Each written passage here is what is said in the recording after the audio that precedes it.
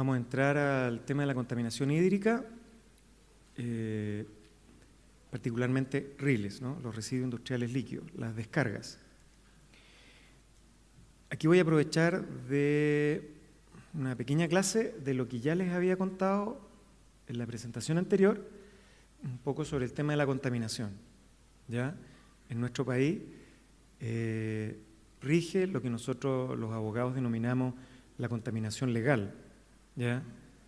Que es la presencia, ¿no es cierto?, de sustancias, elementos, etcétera, por sobre los niveles que señalan las normas de calidad. ¿Ya?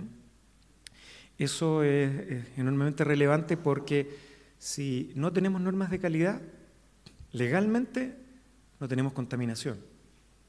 ¿Ya? Muchas veces nos ha pasado que las comunidades reclaman una situación de contaminación, por ejemplo, en un río, en un lago, y la verdad es que, claro, hay presencia de sustancias tóxicas, claramente perjudiciales, etcétera, etcétera, pero no podemos decir que hay contaminación para iniciar la preparación de una zona saturada y luego un plan de descontaminación. No podemos hacer eso, porque no tenemos las normas de calidad. ¿Ya? Entonces es importante tener normas de calidad, es importante que el Estado esté elaborando estas normas, lo que está haciendo en este minuto, ¿no es cierto?, ¿ya?, para que podamos proteger los cuerpos de agua particularmente. Ahora, fijémonos en lo que tenemos hoy día. Tenemos primaria y secundaria. En materia de aire tenemos 6 normas de calidad primaria, ¿ya?, respecto de contaminantes atmosféricos. En el agua son más los elementos, ya no están acá, ¿no? Son mucho más los contaminantes que están regulados, ¿ya? Pero están regulados para cosas muy específicas. En concreto, por ejemplo, la norma primaria de calidad la que tenemos es para actividades de recreación con contacto directo. Bueno, esto tiene una lógica. Nosotros no vivimos en el agua, ¿ya?, sino que lo que normalmente nos ocurre es que tomamos contacto directo con el agua por recreación o por trabajo. Si es por recreación, que es la materia que nos compete, vamos a tener esas normas de calidad, tanto para las aguas superficiales continentales como para las aguas continentales marinas. ¿Ya? Sí, ahí está repetido lo de continentales, me acabo de dar cuenta. Uno es continentales y el otro es marinas. ¿Ya? Ahora, ¿son diferentes? La verdad es que no. No hay diferencia entre ambas normas. El origen de la diferencia es sencillamente que se iniciaron en momentos distintos y se consideró que era necesario un estudio más acabado para las aguas marinas, etcétera, etcétera, pero en definitiva los valores, por ejemplo, de coliformes fecales, los valores de otros elementos, cobre, etcétera, son los mismos. Y en normas secundarias, las normas secundarias, recuerden, la idea era proteger los ecosistemas, ¿ya? En este caso los ecosistemas que están en los cuerpos de agua. En este minuto tenemos 2 dictadas: la cuenca del río Serrano. El río Serrano es un río que está ubicado allá cerca de Puerto Natales, ¿no es cierto?, en el Parque Torres del Paine, ¿ya? Es un río obviamente muy, muy puro, muy protegido, etcétera, etcétera. Y fue la primera norma porque habían estudios, porque había una preocupación para que no fuera intervenido, etcétera, etcétera. Es una norma, yo diría, exigente. Tenemos la norma del lago Yanquihue, también mucha preocupación por el tema de que ya es un lago fuertemente intervenido, ya que requería una intervención inmediata. ¿Ya? Recuerdo que aquí se hizo un estudio del impacto económico y social para valorizar los efectos de esta norma, y recuerdo que los gastos, el costo de implementar la norma son relativamente bajos. O sea, para los vecinos implementar sistemas para las aguas servidas, para las empresas que están aledañas, cumplir el decreto 90, etcétera, etcétera. En cambio, el costo de recuperar el lago, si es que se contamina, eran miles de millones de dólares, era imposible de recuperar, el costo era muy alto. Entonces estas normas son fundamentales. Y tenemos una norma a punto ya de ser tomada a razón, que es la norma de calidad para proteger las aguas del lago Villarrica. Ahora, esta es la punta de un iceberg de otros 20 proyectos de normas que están en carpeta, ¿ya? Que lamentablemente hemos sido lentos en sacar esas normas. Son proyectos que ya llevan muchos años de elaboración, de discusión, de preparación. Tenemos que mencionar que en estas normas ha colaborado, tenemos asesores incluso de Alemania, hemos contado con la colaboración de universidades, ¿ya? Y chilenas, obviamente, y bueno, ya estamos próximos, sí, hasta cerca ya de que tengamos listos 3 proyectos, que sería el de Valdivia, Río Cruces, Valdivia, que obviamente hay una sensibilidad de la comunidad ahí, ya hay una mayor presión porque lo saquemos. Estamos preparando el del Biobío, el del río Biobío. Ese es más antiguo, pero también ha generado más conflictividad, no hay acuerdos básicos entonces, bueno, hubo que hacer todo un camino para llegar a la propuesta final. Y Maipo Mapocho, una norma de calidad para toda la cuenca del Maipo Mapocho. Esperamos que estas normas tienen que ser consultadas. Ya fueron consultadas a la comunidad hace muchos años, entonces ustedes a lo mejor no se enteraron, pero falta la consulta al Consejo Consultivo, que es una instancia de representación social. Ahí están representantes académicos, ONG, empresarios, trabajadores, ¿ya? Y en los próximos meses se va a terminar ese proceso. Bueno, pero si tenemos tan pocas normas de calidad de agua, ¿cómo protegemos los ríos chilenos? Que hay que decirlo, están bastante protegidos. Bueno, lo hicimos sobre la base de lo siguiente. Hay normas de emisión que pueden ser dictadas para 2 fines. Un fin es lograr cumplir un plan de descontaminación. O sea, dictamos una norma de emisión para recuperar, por ejemplo, la calidad del aire en Santiago, ¿ya? O recuperar la calidad de algún río, ¿ya? De esas no tenemos todavía. Pero también podemos dictar normas que le hemos llamado preventivas. ¿A qué nos referimos con eso? Que desconocemos cuál es la calidad del cuerpo de agua. No tenemos normas de calidad para esos cuerpos de agua. Y sin embargo, actuamos sobre la base de la peligrosidad del contaminante, ¿ya? Y sobre la base de que es posible hoy día, con la tecnología disponible y los costos que supone, exigir esa norma de emisión. Esas son las normas que ustedes más conocen, que son, ahí vamos a volver, que son los decretos 609, el 90, el 46. ¿Ya? Son la normativa general para los cuerpos de agua superficial, el 90, ¿no es cierto?, en todo el país, diferenciándose si el cuerpo de agua tiene capacidad de dilución, no tiene capacidad de dilución, si el vertimiento si se hace al mar, por ejemplo, si se hace dentro o fuera de la zona de protección del litoral, si se hace a un río, si se hace a un lago, ¿ya? Tiene todas esas diferencias. Ese es el acercamiento que hizo la norma a los territorios, digamos, pero en general es una norma nacional absolutamente preventiva. Se desconocía la calidad de muchos de los ríos, lo que estaba pasando con los ríos o los lagos en ese minuto. Solo se conocía a nivel internacional, obviamente, la peligrosidad, la toxicidad de los elementos que fueron normados, que son aproximadamente 60, ¿no? Bueno, y esta norma tuvo bastante éxito, encuentro yo. O sea, sabemos que se implementaron todos los sistemas de tratamiento de agua servida, todos los sistemas de tratamiento de la gran industria, etcétera, etcétera. Y por lo tanto, la prevención se efectuó. El 609 es también una norma de descarga, pero es solo para industria, ¿ya? Son solo residuos industriales y que se descargan al alcantarillado. porque el alcantarillado luego obviamente iba hacia los cursos de agua. Hoy en día, en Santiago, por ejemplo, el alcantarillado no va a los cursos de agua, va a los sistemas de tratamiento. También en regiones. ¿Ya? Y el Decreto Supremo 46. ¿Ya? También hay descargas a las napas subterráneas, ¿no es cierto?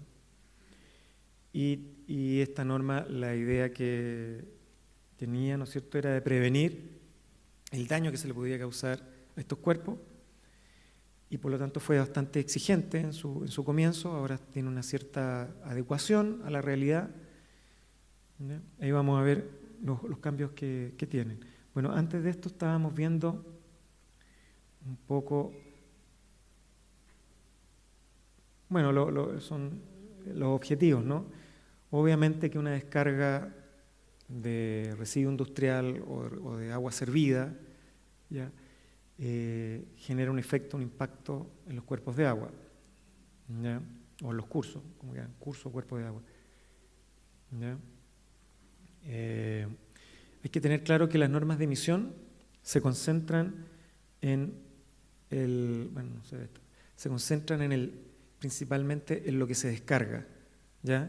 E incluso las mediciones, entiendo yo nunca las he visto, se hacen incluso antes de que se produzca la descarga, ¿no? O sea, en el ducto, ¿no es cierto?, se pide que tenga un sistema para extraer directamente la muestra.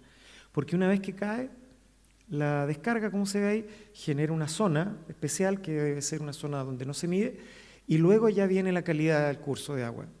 Imaginémonos que ese sea un río, ¿ya?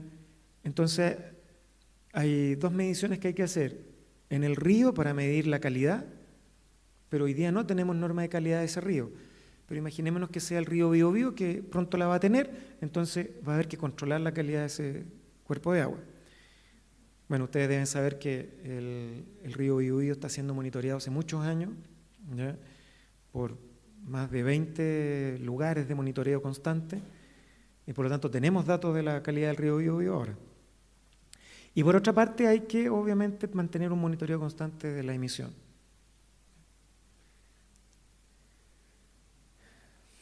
Y la definición de agua residual, ¿ya? Es decir, no es solamente el agua industrial, también es el agua que obviamente el agua servida de las viviendas, ¿no es cierto?, el comercio, etc. ¿Ya? En este minuto no tenemos una normativa para fuentes difusas de agua de rile, de residuo líquido, ¿ya? Como sería el mundo agrícola, ¿no? Que genera en realidad, por ejemplo, yo no soy experto en estas cosas, más o menos repito lo que escucho, ¿no es cierto? En los lagos en general llegan muchas aguas cargadas de nutrientes, producto, ¿no es cierto?, del trabajo en la agricultura, que son fuentes difusas. Entonces, la idea es controlar eso mediante buenas prácticas, algunas regulaciones a la agricultura vecina a estos cuerpos de agua. Es difícil con normas de emisión tratar esto. Probablemente los primeros planes de descontaminación que se haga, imaginémonos para el lago Yanquihue o para el lago Villarrica, en el fondo vengan restricciones al uso, ¿no es cierto?, de los sectores aledaños a los lagos, etc. ¿Y cuáles son los efectos negativos? Bueno, obviamente se incorporan, ¿no es cierto?, a las aguas patógenos. Obviamente las sustancias tóxicas afectan obviamente a la vida de peces, etc. Y obviamente la calidad del agua cambia, ¿no? Y se empiezan a producir, por lo menos en los lagos, la eutroficación, ¿no? Los lagos empiezan a perder oxígeno, etc. Y empiezan a cambiar su calidad y bueno, las especies empiezan a abandonarlo. ¿Ya?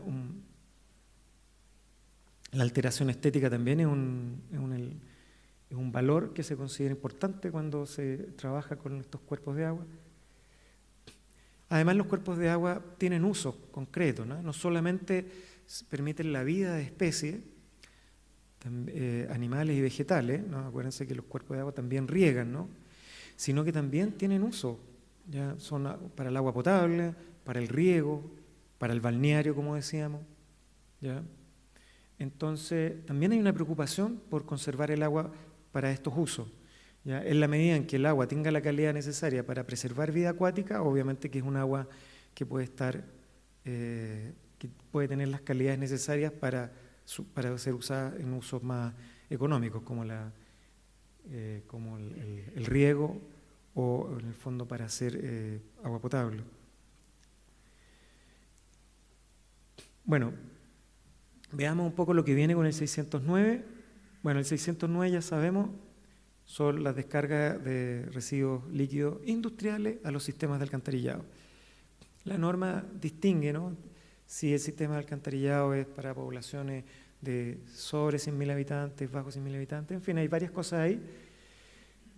En general afecta, o sea, se aplica obviamente a industria alimenticia, entidades públicas, forestales, hoteles, hospitales, clínicas, laboratorios, educacionales, industria agrícola. Los que vean, los que conozcan este decreto, el decreto trae un código CIU, algo así, que es un código de Naciones Unidas, ¿no es cierto?, de distintos tipos de empresas e industrias. ¿Ya? Repite el decreto 609 todo este conjunto de posibilidades de industria y actividades económicas y les señala los posibles contaminantes que debiera controlar. ¿Ya? ¿En qué consiste la actualización? Bueno, ya está, a partir de junio del 2013, se aprobó un anteproyecto de revisión de esta norma, o sea, se va a modificar. Un extracto del anteproyecto, no se publica todo el anteproyecto, ya está publicado en el Diario Oficial y la consulta pública dura hasta el 30 de septiembre. Es decir, estamos en periodo de consulta pública. Cualquier persona, o sea, ustedes, nosotros, cualquiera, puede solicitar acceso al expediente, por ejemplo. Ahora, está en la página web del Ministerio, el mma.gov.cl, ahí hay un link, un portal que se llama, tiene una palabra clave, a ver, ¿cuál podría ser? Consulta pública debe ser, o proyectos en consulta pública, ¿ya? Donde las personas pueden ver todos los proyectos que están en consulta pública. No es lo mismo que el CIA, el ICIA, que es bastante más completo, es más detallado. Este es un esfuerzo, está partiendo este tema, pero ahí van a encontrar el expediente, toda la norma completa, lo que se quiere cambiar. Ahora, ¿qué es lo que pasa con el 609?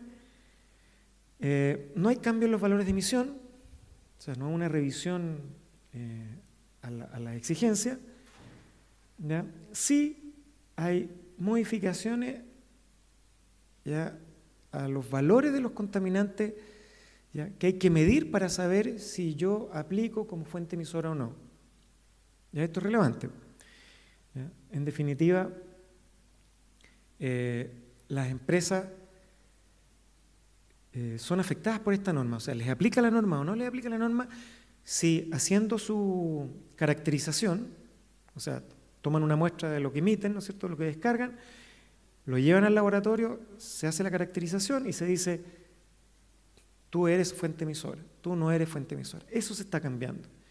Para hacerlo coherente, ¿ya?, con los límites exigidos, en el sentido de que, por ejemplo, en varios contaminantes se era fuente emisora si yo descargaba 5 miligramos por litro, pero la norma exigía 7 miligramos por litro.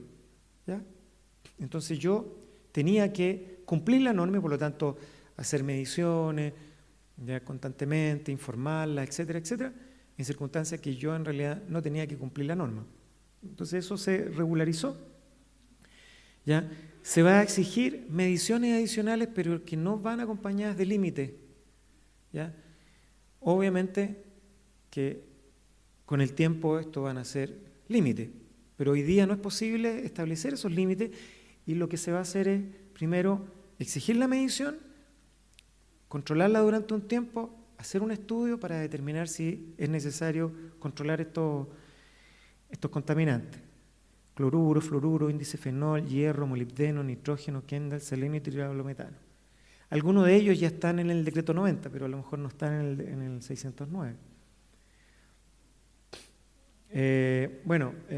Se están haciendo ajustes también a lo que eran los convenios al interior del decreto 609 también hay algunas regulaciones que no tienen que ver con la norma de emisión propiamente tal, ¿ya? Pero se incorporan entonces cambios a esa regulación. Lo que pasa es que las industrias pueden convenir con la empresa sanitaria el tratamiento de sus residuos industriales. Situación que es bastante compleja para las empresas sanitarias en algunos casos, en el sentido de que si no tienen la capacidad para hacer el tratamiento, quedan bastante conflictuados. Entonces se solicitó que se hicieran algunas consideraciones para eso, ¿no? O sea, la norma exige algunas cosas para poder llegar a este convenio. Viene, por ejemplo, tomé algunas cosas, la exigencia de habilitar un lugar de muestreo con acceso permanente, ¿ya? Se eliminó eso que yo les decía, la tabla SIU, ¿ya? En el fondo eso no era necesario, en general eso existe, pero no era necesario que estuviera en el decreto, dado que se puede ir modificando esa tabla, se puede ir alterando, y la idea es que no se necesite modificar el decreto para hacer eso. El decreto 90. Bueno, como les contaba, con el decreto 90 se ha resuelto, por lo menos provisoriamente, la situación, la defensa, ¿no es cierto?, de nuestros ríos y lagos, con bastante éxito, entiendo yo, principalmente dado que los sistemas de tratamiento de las aguas servidas hoy día llega a más de un 98%, ¿no? Creo que 99%, por lo tanto, o sea, somos uno de los países, ¿no?, siempre decimos eso, ¿no?, que tenemos nuestras aguas servidas casi completamente tratadas. Si ustedes se fijan, aplica a empresas sanitarias, mineras, industria alimenticia, viña, industrias en general. Ya no es solamente para residuos industriales, también es para los residuos de agua servida. Y no solamente las aguas servidas públicas, podríamos llamar, que provienen de los alcantarillados concesionados, sino que también las aguas servidas particulares, ¿ya? Tema que requiere estudiarse, ¿sí? Hay que estudiarlo, cómo se ha ido fiscalizando, cómo se ha aplicado. Es una situación distinta a la que tenemos con las aguas servidas públicas, las aguas servidas concesionadas, donde hay un control claro, está la Superintendencia de Servicios Sanitarios que está a cargo de ese tema, etcétera, etcétera. Las aguas servidas domésticas es una situación más especial. Bueno, el decreto 90 comenzó su revisión, su modificación, hace bastante tiempo, el año 2010, ya en febrero. Ahí ya hay un anteproyecto, ¿ya? Ya tiene incluso, ya fue consultado incluso al Consejo Consultivo, quien emitió su opinión, etcétera, etcétera. Sin embargo, estuvo detenido, ¿ya? Ya distintos problemas, distintas orientaciones, qué adoptar, si esta alternativa a la otra, si se necesitaban más estudios o no, etcétera, etcétera, generó que esto se detuviera hasta ahora. El próximo 29 de agosto del 2013 se va a presentar para que se pronuncie el Consejo de Ministros para la Sustentabilidad. Si el Consejo de Ministros para la Sustentabilidad se pronuncia favorablemente, eso esperamos. Como les digo, es muy difícil presentarle una norma al presidente de la República si es que hay alguno o más de algún ministro que dice no, esta norma tiene problemas, esta norma no está bien estudiada, esta norma va a afectar gravemente a nuestro país, etcétera, etcétera. Entonces esperamos que haya consenso generalizado, lo que entiendo hay, porque efectivamente ya se resolvieron algunos conflictos. El presidente la firmaría y iría a Contraloría y se publicaría de todas maneras dentro de este año. Ahora, ¿qué es los cambios? Tampoco son tan grandes los cambios, o sea, la norma sigue siendo la misma en definitiva y trae algunos cambios, claro, vamos a analizarlo. ¿Agrega nuevos contaminantes a esos casi 60 contaminantes que hay? Sí. Trialometanos, no sé lo que son. Cloro libre residual. El cloro libre residual entiendo que se agregó esto hace ya bastantes años atrás, fue por la crisis, ¿no?, de la salmonera, ¿ya? Y mucho cloro se vertió al agua, hubo mucho problema y entonces vino la prevención de que la norma, el decreto 90 no tenía normativa para proteger a los cursos de agua del cloro, del uso del cloro. Entonces se incorpora.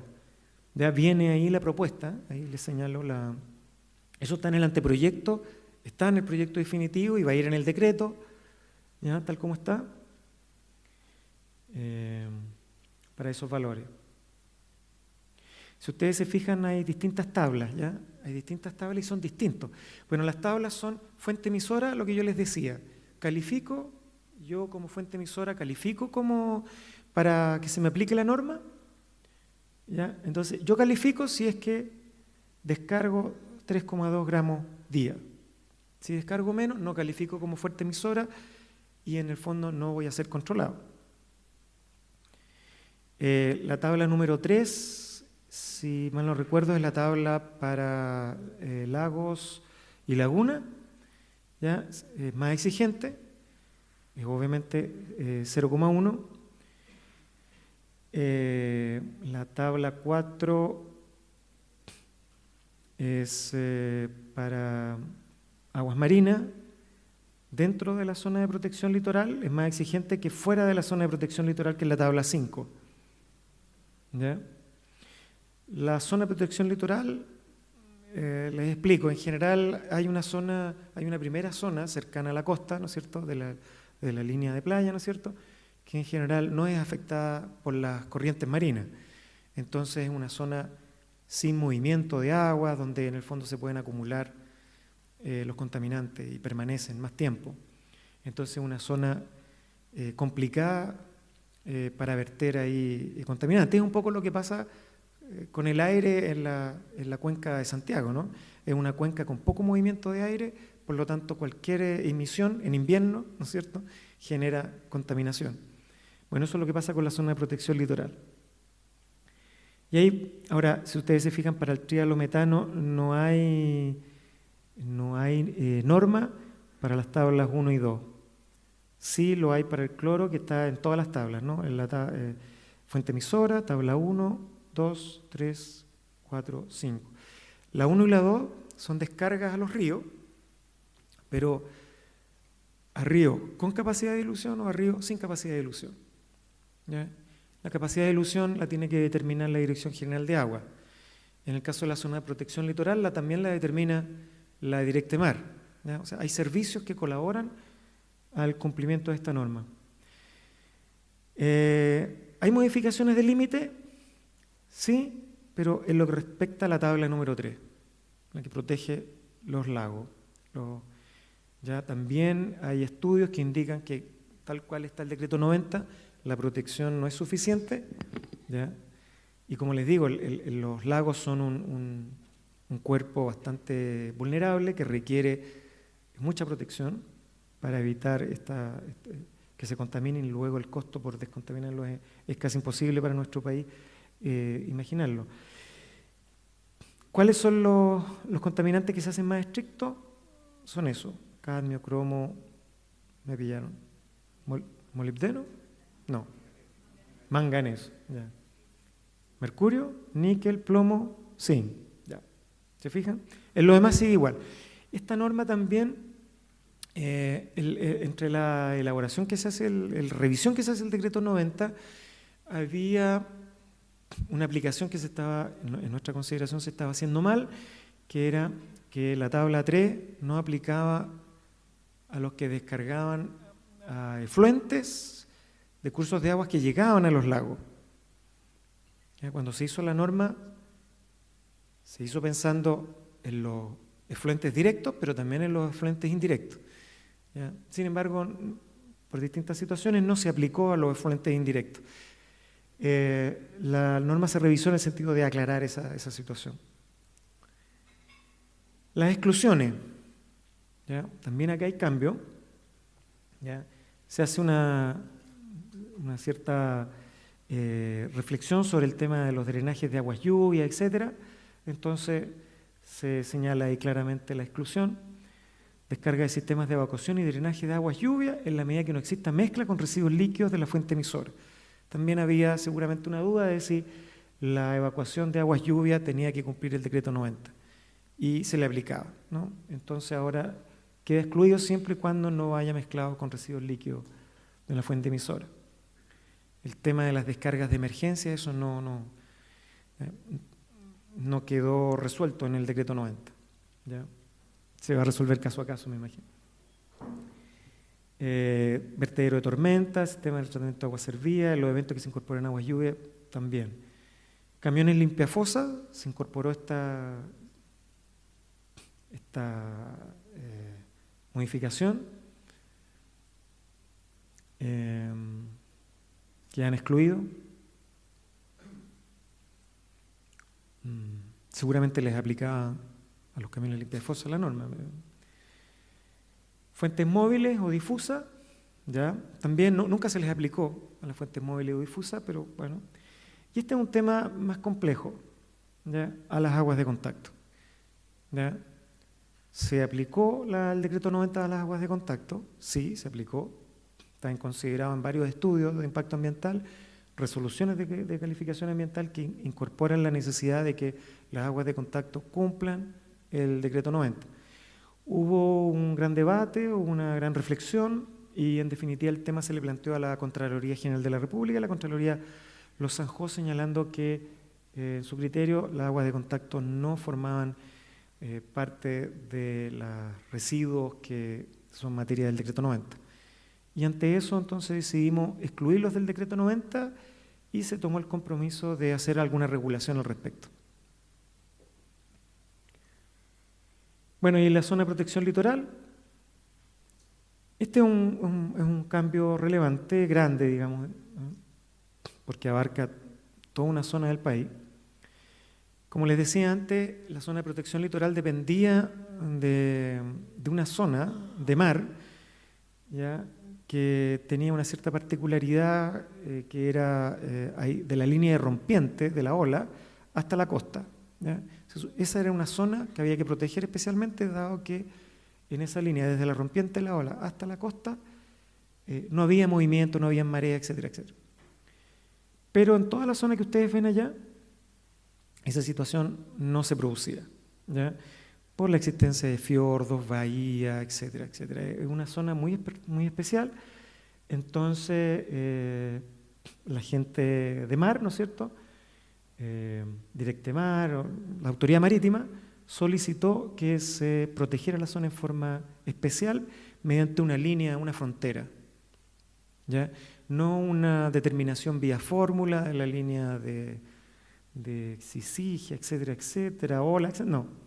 Y efectivamente se dibujó un mapa con líneas claras y se estableció que a partir de Punta Puga al sur, Punta Puga y arribita de Chiloé, ¿no es cierto?, Maullín al sur debe ser, ¿ya?, comienza esa línea roja, que es la línea que identifica la zona de protección litoral. Todo lo que se descargue dentro de esa línea se descarga entonces por la tabla 5, o sea, la tabla más exigente, y lo que se descarga afuera es obviamente menos exigente.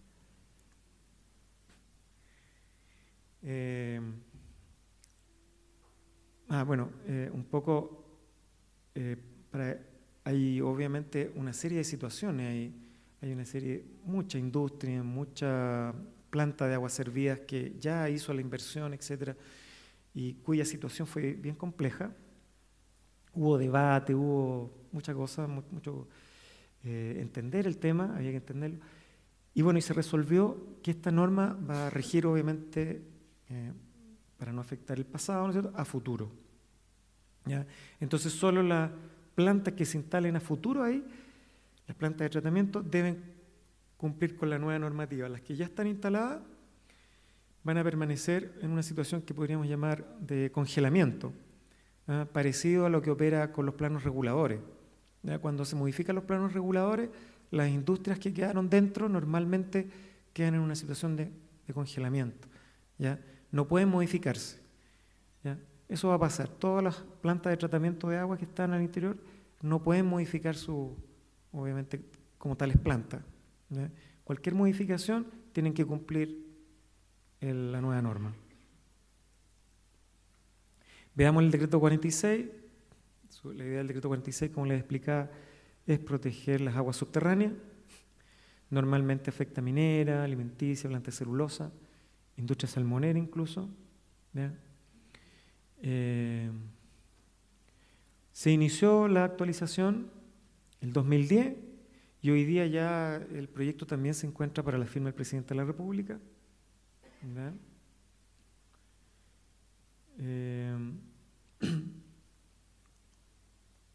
¿Cuáles son los cambios? Bueno, uno de los temas más complicados del decreto 46 era lo que se llamaba la vulnerabilidad alta. ¿Ya? Bueno, la descarga, los límites de emisión, de descarga que se establecieron tenían que ver si el acuífero era de alta vulnerabilidad, mediana o baja vulnerabilidad. Obviamente, si era baja la vulnerabilidad, se establecía una tabla de valores que se entendía protegía en forma preventiva la situación del acuífero. La mediana también, pero si era de alta vulnerabilidad, se exigía entonces que si se iba a hacer una descarga, esta descarga tenía que ser con valores iguales a la calidad natural del cuerpo afectado. Entonces había que hacer un estudio, hay que saber cuál era la calidad natural del acuífero. Y solo se podía descargar si tenía una mejor o igual calidad que el acuífero. Esto generó muchos problemas para la Dirección General de Agua, que en muchas situaciones se le hacía muy difícil la determinación de esta calidad, por lo cual muchas fuentes emisoras no estuvieron en capacidad de presentar, ¿no es cierto?, su proposición de límites de emisión al sistema de evaluación de impacto ambiental, por años, digamos. Entonces se propuso cambiar este criterio por un límite de emisión exigente, pero en definitiva que fuera factible de aplicar y así destrabar todos los proyectos que están esperando la calificación como calidad natural. No significa que no haya calidad natural, sino que como alternativa. ¿Ya? Es decir, la primera prioridad es determinar cuál es la calidad natural del cuerpo de agua subterráneo, pero si es de difícil determinación, entonces se puede recurrir a los límites de emisión, que en este caso son muy estrictos. También se excluyó la reinyección geotérmica. ¿Ya? Era obvio, estaba comenzando el tema de la geotermia y entonces no había claridad si se iban a tener que cumplir con el decreto 46, que han excluido. El monitoreo se asimiló al decreto 90 y se ajustaron algunos límites.